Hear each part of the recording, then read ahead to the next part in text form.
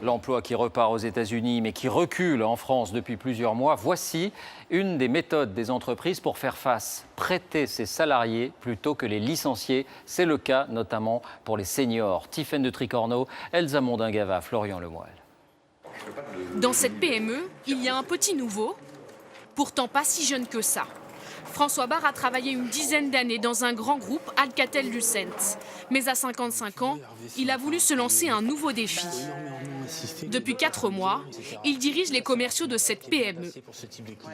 Je me suis dit que ça serait bien redynamisant pour moi de me replonger dans une autre ambiance avec d'autres défis. Et il profite d'un système étonnant. François Barre est toujours salarié d'Alcatel. Son entreprise le prête à cette PME Céleste, spécialisée dans l'installation de fibres optiques.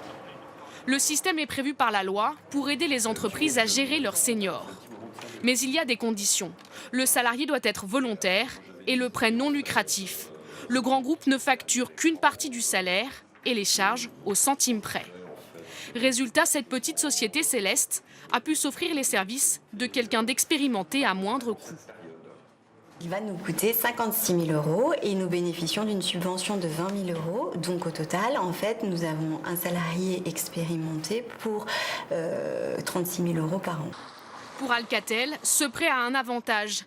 Elle économise une grande partie de son salaire et ce n'est pas tout.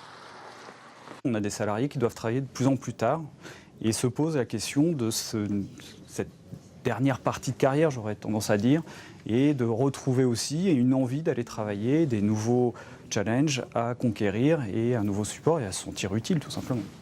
D'ici 7 mois, la mission de François prendra fin. Cette formule pourrait se développer avec un objectif, lutter contre le chômage des seniors.